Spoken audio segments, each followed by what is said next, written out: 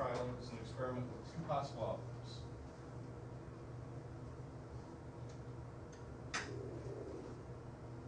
So it's an experiment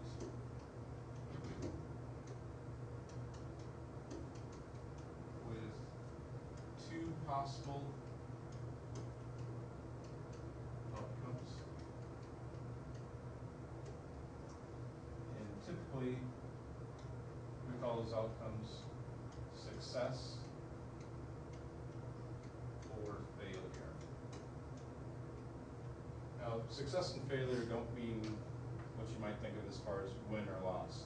Success would mean whatever you're looking at did happen. Failure would be what you're looking at did not happen. Okay, so it's not necessarily win or loss. And they're not necessarily equally likely.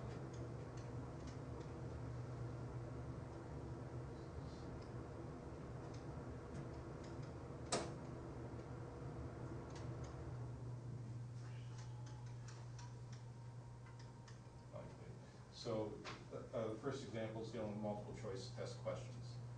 Okay, we're going to look at getting questions correct. So it's going to be a success. Failure is going to be getting it wrong. And the idea is, since there's 4 choices and only one's the correct way, it's more likely you get the question wrong. So even though there's 2 possible outcomes, they're not equally likely. Okay, so what we're going to do is I'm going to map out an outcome just so you can see what I want you to do. You're going to map out all the possibilities and come up with what is the probability that you get exactly 2 questions correct. So one possible outcome is you could get success, success, success. We're just going to use S for success. First one right, second one right, third one right. What's the probability the first question is correct? 25% or a quarter. And the second one's a quarter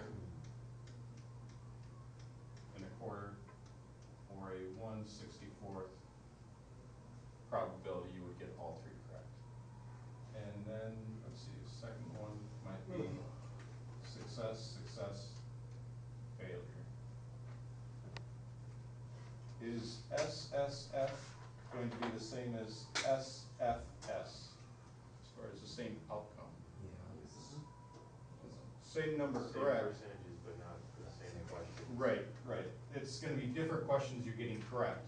So you also have to account for SFS. Okay, so I want you to just take a minute or 2, map out all the possible outcomes. How many outcomes should there be, by the way? 8, right. And then find the corresponding probabilities for those. Hopefully you notice patterns that you're going to end up with the same probabilities. Ethan mentioned that the specific questions you get correct and incorrect might change, but the probabilities are going to stay the same as long as you're looking at the same number correct and the same number incorrect. Okay, so then here even failure, success, failure, I wouldn't need to do that computation again. So I know I'm just changing the order of multiplications. Multiplying the same numbers, changing the order, that's commutative property.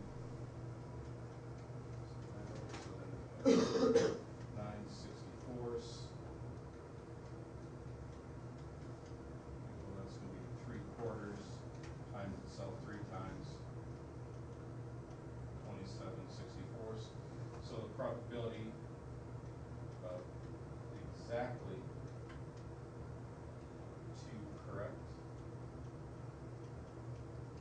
Well, let's see, that happens, here's 1, 2, 3 ways that can happen. And each way has a 3/64ths probability.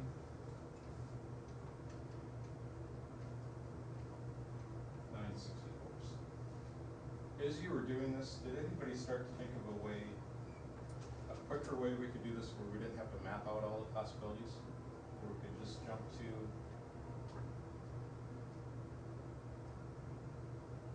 what are we doing with the 2 S's and the F's? Okay. When we rearrange the order and we're looking for the orders we can tell apart, what's that called? Yeah, we're using combinations. We're doing an anagram, figuring out the number 2 S's and 1 F. Okay, remember back at the beginning of the chapter, you started doing the heads, heads, tails, instead of doing heads, tails, heads, and tails, heads, heads, writing all those out, you came up with a shortcut. What was that shortcut? Jared, say it again, what did you look into? Yep, you could use a combination, because there are only 2 things you're doing the anagram. So it amounts to be a combination. Okay, so we could have done a combination of 3 questions. 3 questions. We want 2 correct. And again, that's basically finding number of anagrams of 2 S's and an F in this case. So instead of having to write all the anagrams out, we can shortcut to this. We wanted success twice. So we could do a quarter times a quarter, or 1/4 squared. So this was probability success to number matching questions correct.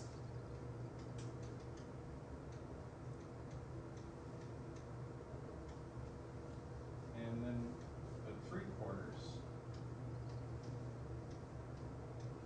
was the probability of what? 1 question wrong, the failure, right? And we wanted that to happen 1 time, so that's why we wanted to emphasize the 1 time we could put our first power in. So there's a sparse measurement probability 1 failure in this case. So then we get 9/64.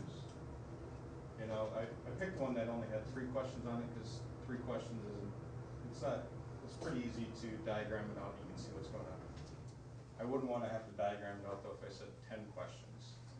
Okay, or, you know, and looked at maybe 5 correct, because then there's lots of different anagrams of that. So that's why I picked this